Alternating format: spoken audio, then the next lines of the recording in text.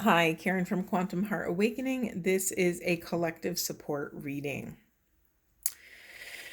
Okay, so just to give you a heads up, there are a ton of reversals in this reading, which for me means that Spirit is calling us out. Spirit is calling us to a higher task right now. That maybe, just maybe, we are not as in alignment as we could be. Okay, so we have the community card, poised and flexible in reverse. Okay, let's jump in. Where in your life are you compromising self to be part of a group? Where in your life are you compromising a piece of your integrity, a piece of your truth, a piece of your own intuition and discernment to be part of something else? Be mindful because this may be an avoidance tactic. For a group of you, you may be throwing yourself into some form of distraction in order to avoid doing the work. We have the heartbreak and loss card in reverse and obstacles and challenges. So where are you in avoidance? This could be, are you going out with friends too much? Are you drinking and partying too much? Are you numbing yourself with any substances? Are you numbing yourself with physical intimacy, with sex, with even are you, I just got the visual of someone working out too much in order to avoid doing emotional work. What's another one? Working. Are you throwing yourself into work to avoid what's going on in your either in your personal life or within yourself? Most of this feels like self-work. Okay, remember, we said this in another reading that divine intelligence is in a constant flow. It is around us all the time. Divine wisdom is abundant in this universe. The only thing that's blocking it is us. So we are tasked uh, with honoring the wisdom that is coming through our third eye. So some of you can do some even eye gazing with a partner or even a friend. You can do a third eye meditation. I mean, you can Google a million different things you can do to open the third eye.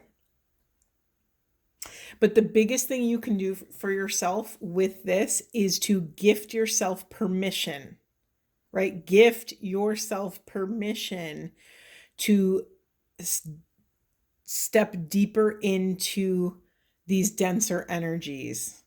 Denser energies could be things like heartache and loss, grief, pain, resentment, sorrow, grief, anger. These are denser energies. They hold a very powerful charge to them.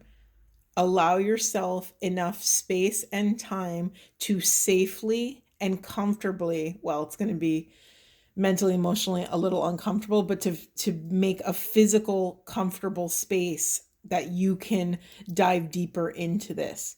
Always have a journal or a pad and paper with you you might get a flash of inspiration or awareness or that missing puzzle piece that makes everything make sense.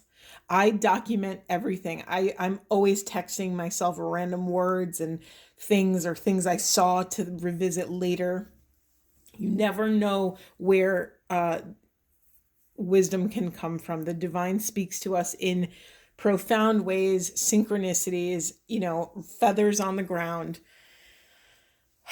Again, divine intelligence is in constant communication with us. It's us that is blocking the line. Okay, the next message is just direct. I'm just going to say it. The collective I'm reading for right now, right here, you're not ready. You're not ready to take another step in alignment towards spiritual union. Take a breath. That's a hard thing to say.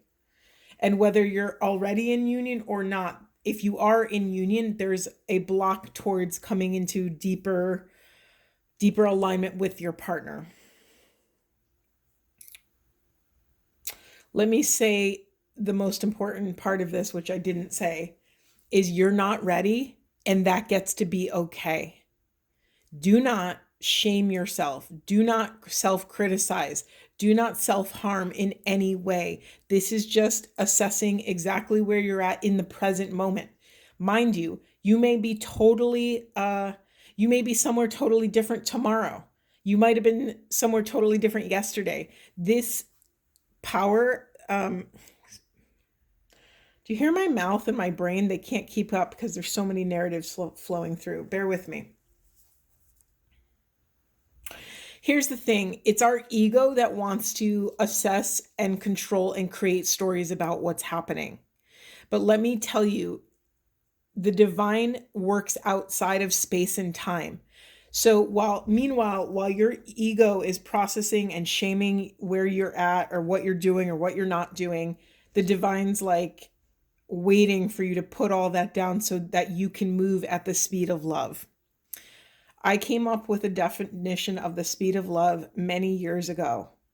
And my definition of the speed of love is any pace that allows us to access truth and love at the same time. It allows us to bring truth and love with us forward. So if we're moving too fast and we're leaving something behind, maybe we can bring love with us, but all the truth is not in the room. Then we're moving too fast. If we are moving too slow and we are constantly stuck in a cycle of, dismantling every nook and cranny of every true thing that happened, and we're not accessing love, then we're moving too slow. So we're learning to calibrate our systems so that we can bring our 3D selves with us while accessing divine wisdom. This is a massive undertaking, right? This is a massive recalibration of the mind-body thing, the mind-body spirit, the mind-body system. So right now, because we're out of alignment, we're not able to make aligned choices, decisions, and actions that will take us in the direction of spirit. Let me just leave that there. I'm not going to say any more about that yet.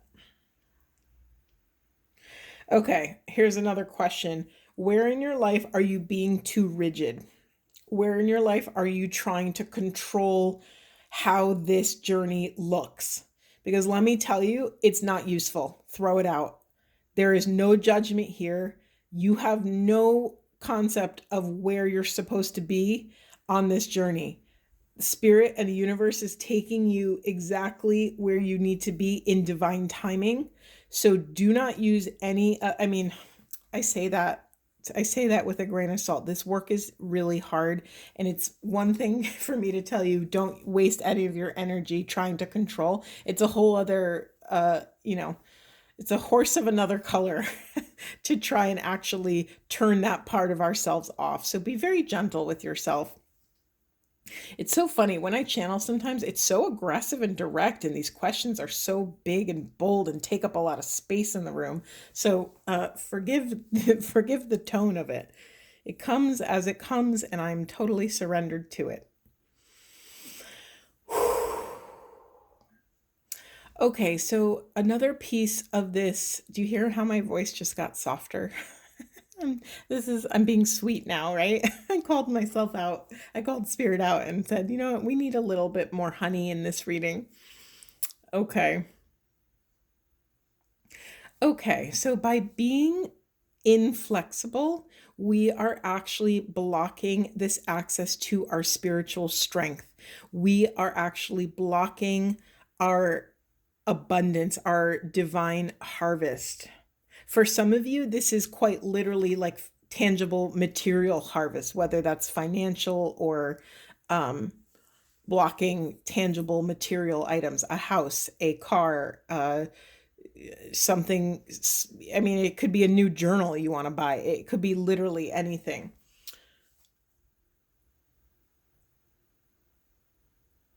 It's funny. So this painting I did in the background, I just want to show you. I did this big painting, but see this little piece right here? I did it by accident, and it always reminds me of a dolphin. And I just got the message. My eyes just kept going to it as I was speaking. So think about a dolphin. They're super slippery. They're master swimmers.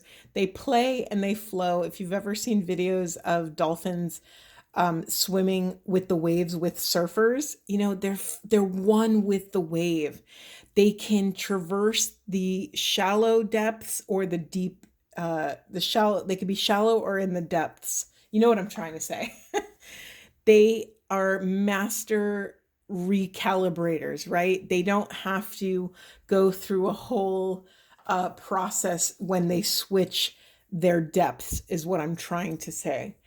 So be call in dolphin spirit, call in this playfulness.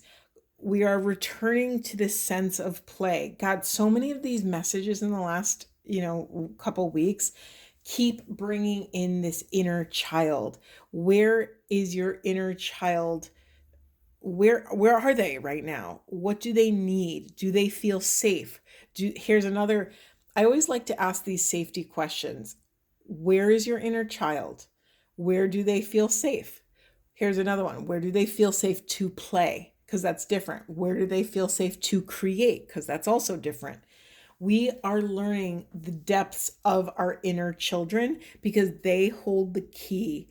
We are in this process of accessing the soul's brilliance and having this 3D, 5D revolution to access true abundance, to access true sovereignty.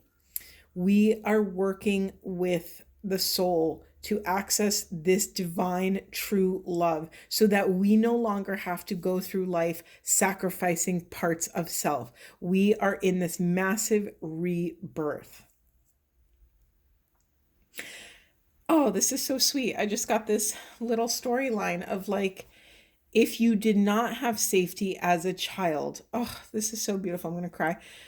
If you did not have safety as a child, if you did not feel safe to play and create and just explore as a child, you actually can gift yourself a rebirth for that child. You get to be the doula or the midwife to this rebirth initiation for your inner child. You get to create profound safety and beauty and joyful pleasure for this child. And this could look and come in many different ways.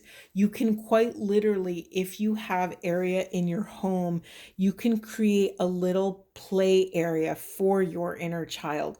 Instead of an altar where you would maybe go and worship and, do your thing, you can create a sweet little play corner for your inner child. Maybe that corner has arts and crafts and markers and pads and paints. Maybe you can finger paint. Maybe there's children's books. Maybe you give give your inner child permission to follow their flow. Oh, I just got full body chills. This is such a beautiful idea. I love this so much. By doing this, you will gain a 3D real life vibration of this safety, of this creativity, of this beauty. Excuse me, I'm crying because so many parts of self, of our inner child, have felt rejected, abandoned, betrayed in some capacity, and we now get to heal those pieces. We are quite literally revising our childhoods. By doing that, by doing this, we come into deeper wholeness. Why? Because we're actually giving a piece of our internal family system a seat at the table. We are coming into deeper balance. This will recalibrate our ambitions in the world, and we will access true wealth, capital T, capital W. God, this makes so much more sense now why the material harvest and the physical wealth and abundance is being blocked. There is a missing link and only your inner child has it. Whew. Wow. Okay. And mind you, even if you're telling me, Karen, my childhood was beautiful, I have nothing to go back there and do, honor that a piece of this puzzle might be out of your awareness. My eye is drawn to the past life healing. So maybe your inner child in a past life needed something that they didn't get, and you now get to give that to them. And here's the thing, you don't have to wait till you know what it is to do this exercise of creating. It doesn't have to be a craft corner, but whatever your inner child is yearning for, create it, make it, give it to them, build it, create safety around it. And this is the most important thing, give your inner child protected time to play. So quite literally carve out space in your schedule to have free play. This is real. This isn't like a funny, sweet little anecdote. We are being called to task. It doesn't matter how silly or, nonsensical this might sound to you. Give yourself and give spirit the benefit of the doubt that spirit may hold a wisdom that is out of your awareness right now. None of you would be listening to my videos if you thought you had all the answers, right? None of us would. We would never reach outside of self if we thought, yeah, we're good. We don't need any extra additional wisdom or knowledge or help. It's just not reality. So honor that there may be a gift in it for you that you are not able to access yet. This is such a sweet message. And I just did not know where this reading was going to go. This is so beautiful. Okay, the other big message that I'm getting here is something within our inner child's innocence is going to unlock a piece that will allow us, it will shift the way we come into relationship with our big work. We have the Karmic Purge Mirror Reflections card in reverse. So right now, as it stands, there's something blocking us and our ability to work with mirror reflections.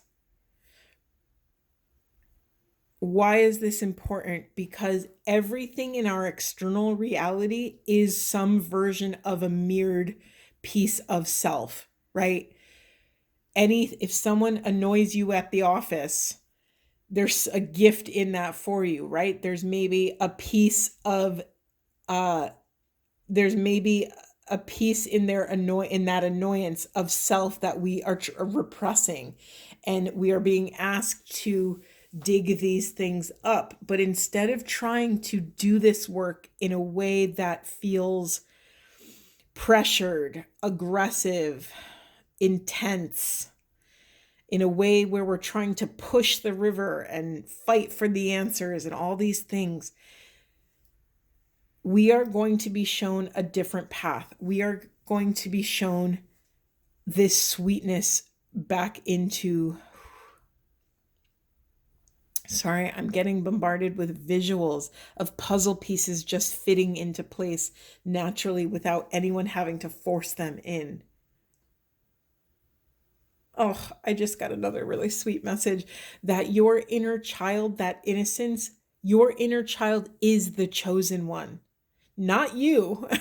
Sorry to burst your bubble, but your inner child is the chosen one, the one that's been chosen to fast track your ascension process. It is through this sweetness, this innocence, that you will access this deeper healing. Your inner child knows the way. This is such another specific message. Wow, they keep just coming and coming. Your inner child also holds a key to healing masculine energy. I paused because I said inner masculine energy, and it was like I got the message. No, it's all masculine energy on the planet. It is through the sweetness and innocence of this inner child that the masculine energy will learn to let down its guard, right? Feminine energy has been working with vulnerability forever. That's part of our nature. Masculine energy has been living under the facade that they have to be hyper masculine and cold and in control all the time and never show emotions and be tough and all these things. And it's just not lie. It's not true. It's a lie. It's an illusion. So this the sweetness of this inner child will also set masculine energy free, internal and external. Okay, I want to get one of these Gateway of Light activation cards. What does the collective need to know for the highest and best good of self and the planet, Spirit? Ooh.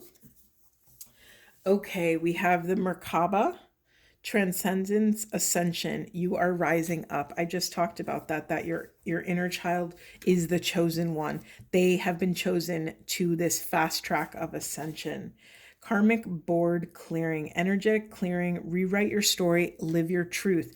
We are quite literally rewriting the story of our inner children. It doesn't matter if your childhood was perfect, there is something in this for you. Try not to prejudge this process. We have Pleiadian activation, coming together, harmony in the heavens, resolution. Resolution, third eye, right? Our vision is becoming clear. And then we have Orion activation, supernova, recreation, right? We're recreating our childhoods. We're recreating this safety that we may or may not have had. We are stepping into renewal. We are being rebirthed by the light. Look at that portal. In the unconscious, we have healing codes, important information, wounds are healed, recharging. Right. Okay. Specifically, this is for the people that rolled their eyes when I gave the prompt to make a little craft corner, a little kid corner for yourself. I'm sorry, but I think this is the best idea that Spirit ever brought through me. It's just so sweet and precious. So those of you who are judging it and writing it off, there will be stuck information in the unconscious. So don't write it off too soon. All right. What else?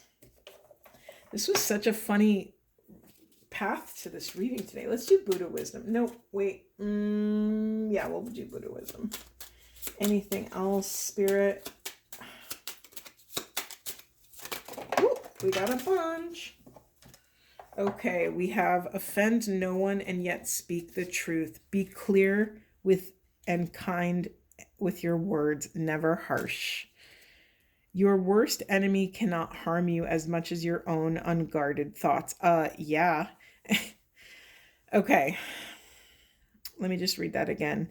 Your worst enemy cannot harm you as much as your own guarded thoughts. So another part of us stepping into the role as this divine parent is to take care of self. Honor when you've gone too far. Honor when you've done too much work. You can get very quickly into analysis paralysis, and we don't have to sacrifice our comfort, our bodies, our minds in order to do this work. In fact, it's actually counterintuitive. It delays the work and the awareness when we are not bringing all parts of self with us. So, for instance, sometimes I'm so introspective and I'm diving into kind of more cerebral psychological concepts, and I get really burnt out and I keep going and I'm compromising my body when my body's screaming like, Karen, go for a walk, go do some yoga, go take a nap, go do anything else literally than what you're doing. So honor your boundaries, right? This is another piece of coming into full sovereignty, right? Your soul needs to know that you are trustworthy, that you will be a trustworthy steward of this divine, profound work. And then we have hate never dispelled hate. Only love dispels hate. Love brings the ultimate victory, right? It's kind of a version of what I just said of like, we can't take another step deeper on this path if we don't know how to love ourselves, because any step we take will be crossing our boundary. That's not a small thing I just said, right? We are learning to be trustworthy. We are learning to hold our own boundaries within ourselves and outside of ourselves. Yeah, the only thing I didn't mention was that this last card I have in the unconscious is this master alchemist, right? Here's the thing. Again, we're not there yet, and that gets to be okay. But the fact that it even showed up in the unconscious means it's part of our destination. So celebrate that. You wouldn't be here doing this work. You wouldn't care one drop about doing this work if you weren't called to this higher mission, to this higher purpose. Why are we here? Why are we doing this work? Because we're learning to free the self so that we can leave a legacy of love on this planet, so that we can shift the paradigm of how we function. We are shifting society and the way the infrastructures are so that they will actually serve spirit, so that they will actually serve the soul. I feel like I want to get more cards, which normally I'm done by now, but let's see. Anything else, Spirit? Anything else the collective needs to know for the highest and best good of self and the planet? Anything else? Ooh, we have clearing. As true offering arises, it becomes easy to let go. You start to trust that more will always arrive. You shift from mine to God's, God's, God's. Such freedom. Ooh, that is so beautiful. Yeah, right? There's this piece that, there's this very beautiful, innocent piece of our egos that probably ignites this path because we want something from it, right? It's about me. It's about my pain, my journey, my exploration. And slowly but surely, when we dissolve that much of the external ego, we get to realize that this is a path of service. This is a path. The point of this love, the point of harnessing this much power and this much sovereignty and freedom is to give it away, right? Is to come into deeper connection with the world around us. We also have self-love. Let the wall fall that separates me from my own vulnerable inner child. Ugh, did we not just talk about this? I long to take care of myself like never before. I have to leave it there on this beautiful, beautiful, sweet image. All right. Sending you all so much love. Nope, not done. I just looked at the bottom of the deck. We have the letting go card. Everything is indeed out of control, and God will hold it all. I can safely let go. This speaks to the beginning where we had that inflexibility, where we had the rigidity. It is time to let go and surrender to divine support. Okay, thank you so much for being here. What a wild ride. Sending you a lot of love.